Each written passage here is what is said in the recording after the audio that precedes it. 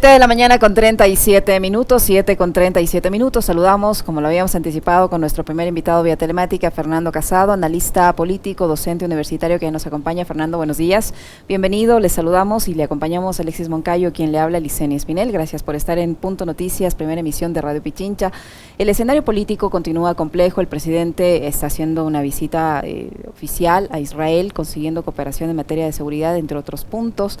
Mientras tanto, en el país se han dado varias crisis en el ámbito de la seguridad, pese a los estados de excepción vigentes. Los asesinatos, los crímenes, los sicariatos continúan precisamente con más fuerza en los lugares donde se ha declarado el estado de excepción, cosa rara, digo yo, o al menos para darnos cuenta que ese tipo de medidas pues no han solucionado los problemas de seguridad en las cárceles, lo propio. Y a nivel político, pues los capítulos de esta novela interminable que se vive en la Asamblea Nacional continúan en medio de una presidenta que está por cumplir, o ya cumplió, creo yo, un año en funciones del freno, mañana. Perdón. Sí. El domingo. El domingo, el 15, cumple ya un año de funciones al frente del Parlamento Nacional, y sectores quieren que o cambie su forma de conducir la Asamblea o deje ese cargo y continúe siendo asambleísta. En ese panorama está el país. Mientras tanto, los ciudadanos continuamos sin resolver los problemas económicos, de empleo, sanitarios, de abastecimiento de medicinas, de servicios básicos que ni siquiera funcionan como debe ser. ¿Cómo analizar esta situación por la que atraviesa el país con esta ausencia de autoridades, problemas de seguridad y problemas políticos todos a la vez? Buenos días, bienvenido.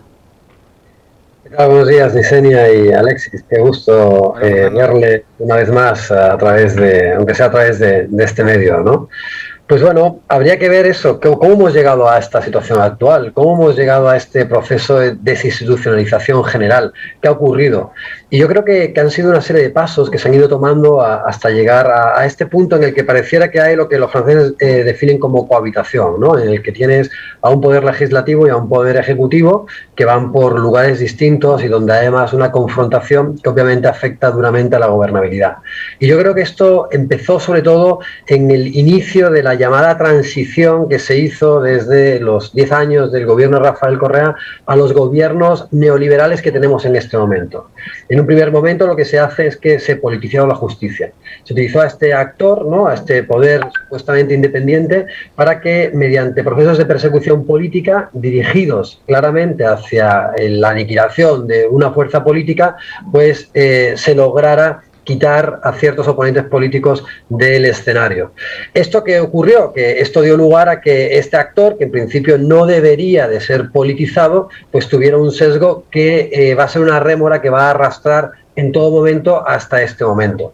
Y en la segunda etapa, que es la que estamos sufriendo ahora, frente a la confrontación de estos dos poderes, del legislativo y del ejecutivo, aunque recordemos que la división en Ecuador es pentapartita, pero lo que encontramos ahora es una judicialización de la política. Es decir, ahora los distintos actores tratan de utilizar a ese actor que en principio no debería estar metido en política, pero que había sido politizado, pues ahora quieren que se erija como el árbitro del juego político en la confrontación. Entonces, todos los conflictos que hay entre los poderes políticos, en ese balance que debería de haber, pues se trata de dirimir a través de un sistema de justicia, jueces y también la Fiscalía General del Estado, que en principio tampoco deberían de estar participando o tampoco deberían de tener esa función de dirimir los conflictos entre los dos poderes, ¿no?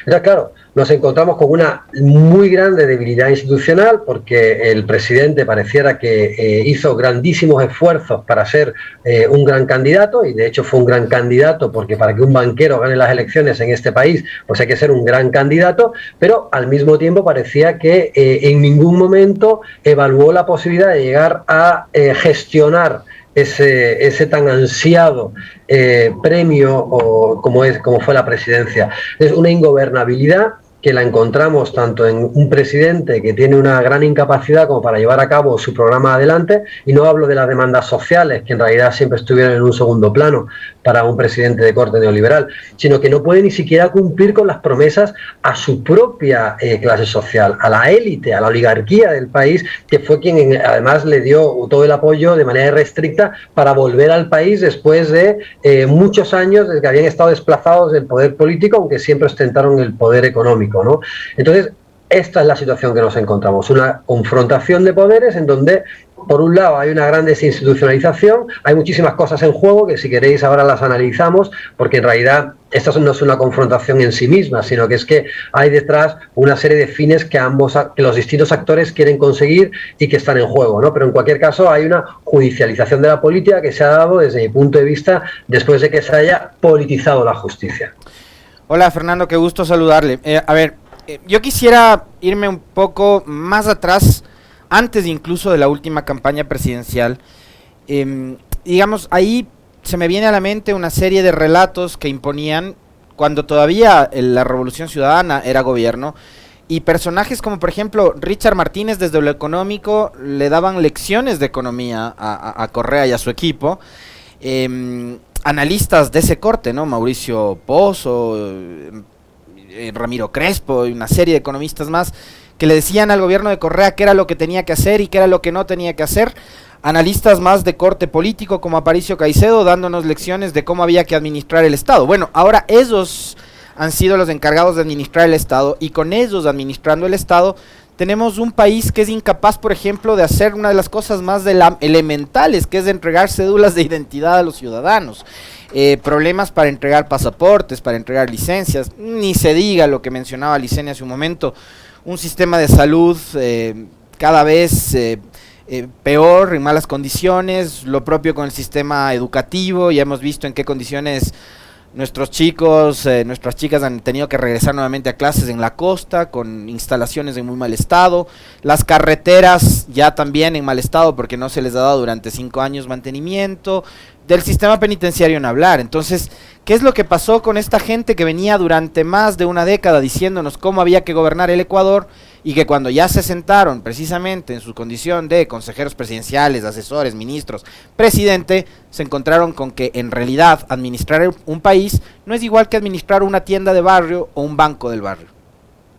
No, y después hay otra imagen, ¿no?, estereotipada que se fue construyendo a lo largo de los años, que era, bueno, como no se podían negar las obras físicas y también cómo se habían logrado muchos derechos, ¿no?, que hasta ese momento eran privilegios, ¿no?, pero como el derecho a la educación o el derecho a la sanidad, o que la gente tuviera acceso a medicamentos para enfermedades crónicas básicos que ahora ya no se tienen, ¿no? Pero en aquel momento también yo recuerdo que se decía, bueno, pero porque los precios del petróleo están muy altos, por eso ellos roban, pero como hay tanto dinero todavía quedan migajas para hacer carreteras, para satisfacer, para construir hospitales, escuelas, para tener medicamentos. Pero claro, ahora nos encontramos con que no hay absolutamente nada de eso, pero los precios del petróleo están a la altura que estaban en los mejores momentos en los que gobernó Correa, ¿no? Entonces, ¿qué ocurre? Pues sí, es lo que te digo, ¿no? Pareciera que se habían preparado para ser candidato, para ganar unas elecciones, pero nunca se plantearon qué iban a hacer el día después, ¿no? Y lo más curioso es que no se están ni siquiera cumpliendo, precisamente por la falta de gobernabilidad, ni con las promesas a la oligarquía. No se han podido bajar los impuestos, no se han podido llevar a cabo las reformas tributarias, las reformas laborales que tanto están demandándole ciertos sectores, precisamente porque tiene, pues menos mal, ¿no? Menos mal que tiene debilidad en el poder legislativo y no puede hacerlo, ¿no? Entonces, esta ingobernabilidad que se está convirtiendo en algo ya crónico, tengamos en cuenta que lo estáis discutiendo justamente en la entradilla del programa, es que todavía no se ha cumplido ni siquiera un año de que tomó posesión la nueva asamblea, ni tampoco de la toma de posesión del presidente, y ya nos encontramos con un enquistamiento de una serie de problemas que obviamente, por ejemplo, le hicieron al presidente que para romper la baraja pues descartara totalmente la posibilidad de una muerte cruzada, por ejemplo, ¿no? Sabiéndose que el desgaste en el que está actualmente y la falta de popularidad pues le llevaría a que lo que le costó construir en más de 12 años de candidaturas pues pudiera desbaratarse en menos de un año, ¿no? Entonces, creo que efectivamente es difícil gestionar un país, es difícil gestionarlo también en una situación de crisis, y es difícil sobre todo cuando lo que tienes es una agenda neoliberal que no te la aceptan en el resto de, en este caso en el poder legislativo, ¿no? Porque es lo que ha provocado también la gran espantada de lo que fue en un principio un acuerdo, ¿no? Ese gobierno del diálogo que también trató de construir al principio con distintas fuerzas políticas ante su debilidad Guillermo Lasso, pero claro, si quieres imponer una agenda neoliberal a sangre y fuego, pues obviamente hasta las posiciones de centro o de centro-izquierda van a rehuir de esa propuesta, ¿no? Entonces, pues bueno, nos encontramos con un total enquilosamiento y sobre todo creo que esta inacción en la que estamos actualmente pues va a profundizarse. Y lo peor es que mientras que hay esa situación de falta de actividad entre lo que es la actividad de los distintos poderes, en concreto de la presidencia, pues el país se desmorona, ¿no? Y lo más grave es que, por ejemplo, igual la inseguridad, hablemos de cuáles eran las cifras de muertes violentas por cada 10.000 habitantes durante el gobierno de Correa, pues se han triplicado desde entonces hasta esta parte, es decir, en 5 años apenas aquello que había sido pues también uno de los factores y de las cifras más bajas de América Latina. Ahora nos encontramos con que ciudades como Guayaquil figuran entre las ciudades más inseguras de todo el planeta, ¿no? Entonces es algo espantoso lo que está ocurriendo. Normalmente los cambios en un país, a no ser que sea, por ejemplo, la caída de la Unión Soviética, ¿no? Pues no puedes darte cuenta de forma tan rápida, ¿no? Pero en Ecuador vemos cómo a través de las semanas van ocurriendo cosas. Uno puede darse cuenta de cómo desmejora la situación a nuestro alrededor simplemente con el paso de los días. Y eso es muy grave. Y eso además yo creo que la ciudadanía lo tiene muy claro porque lo está sintiendo, pero no por nada, sino porque lo está sufriendo en este momento. Fernando, además de la vacunación, que es algo que sí creo yo, hay que reconocerle al gobierno que lo implementó, lo ha hecho bastante bien, lo sigue haciendo. Además de la vacunación, usted ha mencionado algunas otras de las promesas de campaña que no ha cumplido. Una de ellas, por ejemplo, el acceso a la universidad. 85,000 jóvenes no lo van a poder hacer, reconocido por las propias autoridades de educación superior. Una de las promesas que no se va a cumplir y que posiblemente nunca se vaya a cumplir. Pero fuera de esto, ¿qué hay que destacar?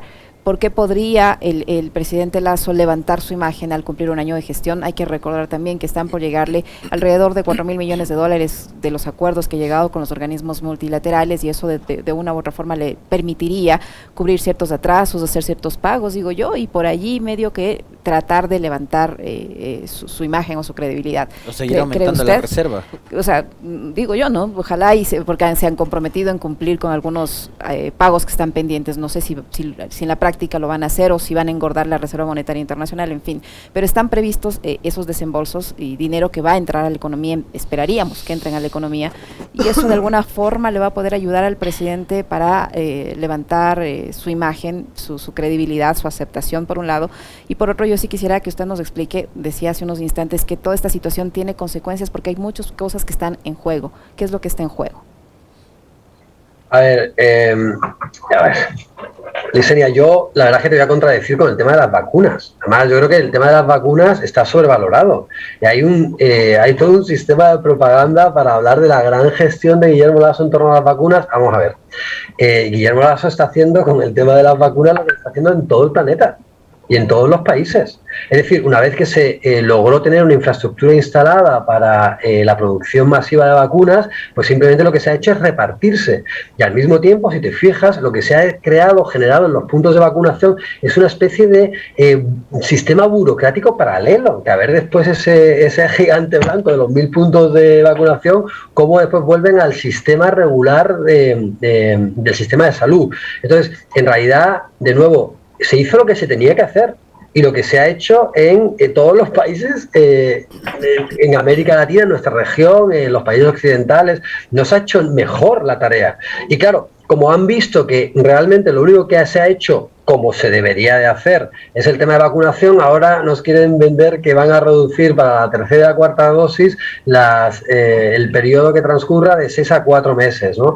Pero creo que sí, efectivamente, es el único tema en el que el gobierno ha cumplido con su responsabilidad de forma normal y corriente, como un Estado debe hacerlo, ¿no? Una situación de pandemia que se logre vacunar a la gente. Claro, veníamos de un gobierno que era tan extremadamente inoperante como el de Lenín Moreno, que ni siquiera vacunas podía poner, que ni siquiera pudo hacer esa mínima gestión de un Estado en una situación de pandemia, en el que probablemente las imágenes más duras que se han visto a lo largo y ancho del planeta fueron los de la emergencia en Guayaquil, lo cual nos dejó dejó la imagen del país muy mal parada.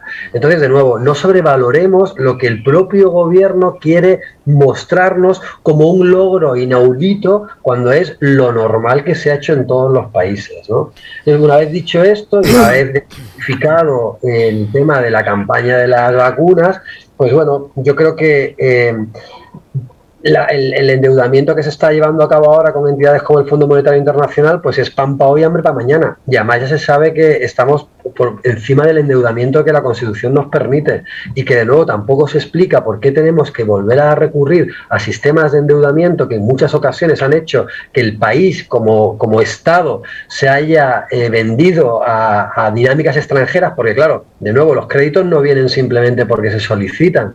Los créditos, sobre todo con instituciones como el Fondo Monetario Internacional, vienen porque hay una serie de planes de ajuste que hasta ahora no se están dando, porque no tiene la capacidad de gobernabilidad la actual función ejecutiva para imponerlos. Entonces yo creo que eso es una muy mala jugada, ¿no? En este momento, en el que además se sabe que ya el endeudamiento es excesivo.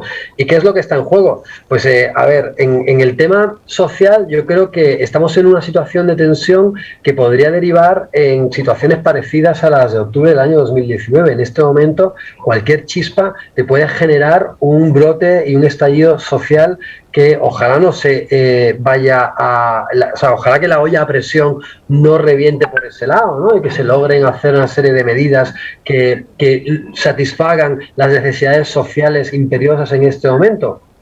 Y si las promesas no se cumplen, bueno, fíjense que no se están cumpliendo ni siquiera las sentencias de la Corte Constitucional, ¿no? En cuanto, por ejemplo, a las demandas de los maestros. Cuando tenemos encima, además, de nuevo, ¿no? Que es lo que uno nos explica, teniendo un barril del petróleo con unos ingresos líquidos que le entran al Estado, que son muy abundantes, como ni siquiera se pueden cumplir con responsabilidades como con este colectivo que es tan importante, ¿no? Uno de los pilares de nuestras sociedades, aparte de la salud, es la educación. Y lo mismo con la educación superior, ¿no? Se trató de vender que todo bachiller iba a poder entrar, por ejemplo, ¿no? Una de esas promesas muy populistas que se hicieron a la ligera y que ahora mismo no se están cumpliendo, ¿no? Se iban a eliminar todos los exámenes de ingreso en la universidad, que todos los estudiantes iban a poder acudir y acceder a cualquier estudio de su preferencia en las universidades públicas, ¿no? Bueno, primero que no hay ni la infraestructura instalada para hacer eso, y segundo, porque tenemos en cuenta que más del 50% de las personas que quieren acudir a la universidad no logran hacerlo, y después, si tú reduces además el presupuesto de las universidades, pues más dificultades vas a tener para poder abrir ese embudo y ese stock de personas que quedan fuera de la educación superior todos los años, ¿no? Entonces, esto solamente se logra solventar mediante inversión social, y parece ser que justamente eso es lo que el Estado, bueno, el actual gobierno, no está dispuesto a hacer. Es decir, inversión social, inversión pública, ni en universidades, ni en hospitales, ni en medicinas, ¿no? Y entonces, pues claro, esa tensión se va a ir acumulando, esa inacción política va a continuar. Si encima además tenemos esta crisis terrible acumulándose, pues la situación puede llegar a situaciones muy, muy complejas, ¿no? Porque de nuevo, hay cosas que se sienten a cada día, ¿no? ¿Cuántos de nosotros no estamos acostumbrados o a decir o a escuchar? No, es que ya porquito, ten cuidado cuando vayas por la calle, porque la cosa está muy mal, porque te pueden robar en cualquier momento, porque esto no era hace poco, ¿no? En lugares como Quito, que normalmente las ciudades andinas han sido mucho más tranquilas que en otros lugares del país, ¿no? Entonces esto es algo que se está viendo y se está desmejorando a ojos vista, y eso es la gran gravedad, ¿no? Por no hablar después de eso, de lo que está en juego más en lo que es la disputa política a lo interno de la propia Asamblea, ¿no? Esa situación de confrontación o de cohabitación entre el Poder Ejecutivo y algunas fuerzas que le apoyan en la Asamblea Nacional y quienes le confrontan generando una nueva mayoría, pues lo que tienen en juego, está claro, es que después de haber hecho la purga del Consejo de Participación Ciudadana y Control Social, pues ahora eso es lo que está en lid, ¿no? Fernando, es decir, sí. Fernando, ahí yo quisiera, hace rato decía Fernando también lo que está en juego. Y en los últimos días hemos recibido mensajes, ¿no? Mensajes de la justicia fallando, por ejemplo, a favor de los hermanos de Isaías, a quien el Estado tendría que devolverle los bienes, por ejemplo. mensajes como el que lo analizábamos en el cierre del comentario hace un momento, del presidente diciendo que no nos va a tomar años, ni meses, sino semanas vender el Banco del Pacífico. Y estamos hablando, primero de los Isaías banqueros, estamos hablando de la venta del Pacífico y estamos hablando de un presidente banquero. El presidente en este discurso en el que habló de la posibilidad de vender el Banco del Pacífico con inversionistas israelitas, habló del Ecuador de oportunidades, pero que estamos hablando de la venta de un banco. Entonces la oportunidad es para quién en este país en donde nos gobierna un banquero y los banqueros de Isaías tienen hoy, digamos, la posibilidad de recuperar sus bienes, por un lado. Por otro, ¿qué capacidad y qué margen de maniobra tiene actualmente el gobierno y el presidente Lasso, Fernando, cuando él mismo se ha encargado de abrirse frentes, incluso con quienes en su momento fueron sus aliados? Me refiero directamente a Jaime Nebot. Después, cuando hubo la posibilidad, justamente hace un año, de que el 14 de mayo se dé la posibilidad de destrabar la elección de autoridades junto a PSC y UNES, él decide no, romper un acuerdo que había tenido, y el 15 de mayo decide apoyar con los votos de la IDEI de Pachacuti a Guadalupe Dori. ¿Cuál es el margen de maniobra política que tiene actualmente Lasso? ¿Para quién está gobernando? A propósito del tema que citaba de los banqueros. Tomando en cuenta algo adicional, Fernando, estamos en año preelectoral. El próximo año probablemente se redefine el mapa político ecuatoriano cuando elijamos prefecturas y alcaldías. Entonces, ¿cómo está también el margen de maniobra que tiene actualmente el presidente Lasso? A ver, el margen de maniobra es muy reducido, ¿no? Y por eso él además lo ha expresado de esa forma. Bueno, pues si no tengo la posibilidad de llegar a acuerdos con el Poder Legislativo, pues gobernaré por decreto.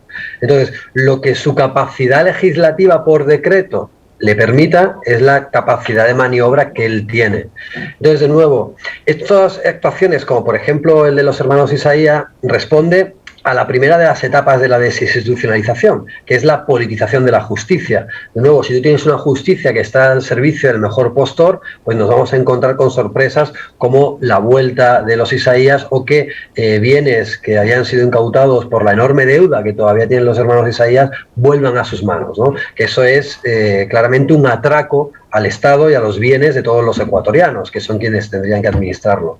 Y lo mismo ocurre con la posición, con la afirmación de que hay que vender a como dé lugar el Banco del Pacífico, ¿no? Un activo público que además poco en valor se le habría puesto anteriormente, ¿no? Porque yo habría dicho que todas las cuentas de todos los funcionarios públicos deberían estar en el Banco del Pacífico, y se acabó para activar ese banco, ¿no? Cuando hubiera tenido yo la posibilidad, o sea, si se hubiera tenido la posibilidad de la gestión de ese banco público, por ejemplo. Pero aparte, siendo un banco pues muy rentable y un banco que estaba haciendo un buen trabajo, pues entonces, como obviamente eso dentro de un oligopolio, porque tengamos en cuenta también que el sector bancario no deja de ser un oligopolio, pues tener un actor público que podría imponer una serie de normas, una serie de reglas que hagan que el resto pues no saquen los pingües beneficios que siempre sacan, pues privatizarlo es la mejor de las ideas. Por eso está obsesionado Guillermo Lasso pues por quitarse competencia de su propio banco, ¿no? Y quitársela al resto de sus compadres banqueros, ¿no?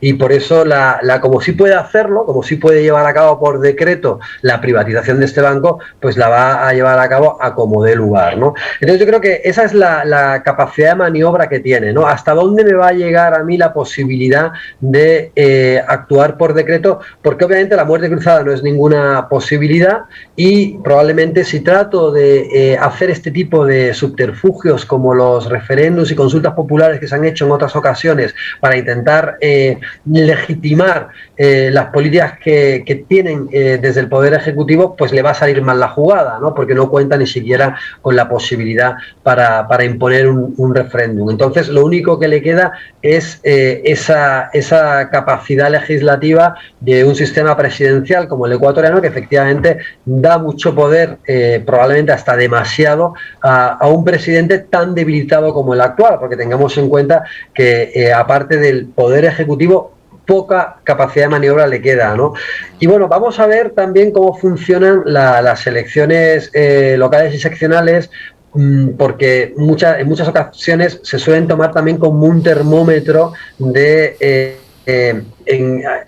presidencia y de las distintas fuerzas políticas.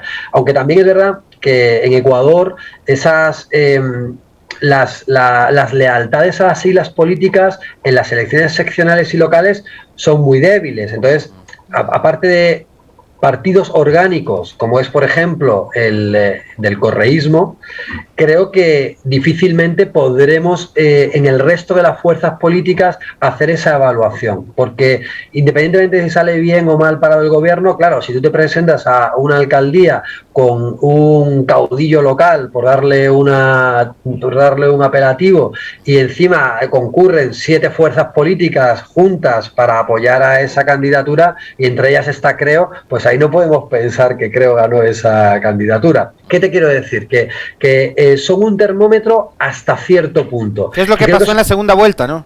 ¿Qué es lo que pasó en la segunda vuelta? Los votos que les llevan a la presidencia a Lasso son votos prestados, no es el apoyo del 54% de la población al que tiene actualmente Lasso, eran votos prestados, ¿no?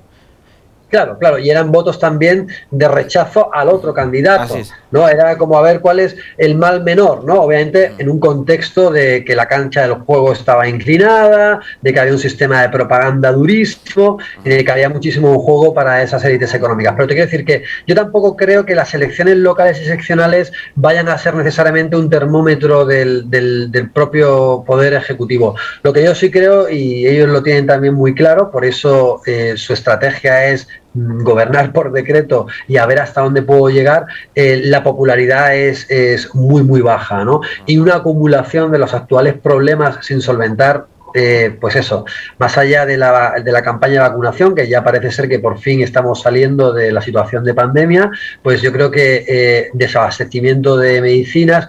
¿Habéis visto lo dura que son esas imágenes de esas personas en los medios de comunicación sin capacidad? Manifestaciones de personas con tumores cerebrales en la calle protestando para que por favor les den los servicios mínimos para tratar de curar sus enfermedades crónicas. Eso es de un estado que ya no existe. Es un Estado que ya dejó a su suerte a la ciudadanía. Entonces, o se solventan esos problemas o a ver qué va a pasar, ¿no? Porque, o sea, no quiero ser malagorero, pero el próximo octubre puede ser todavía mucho más trágico.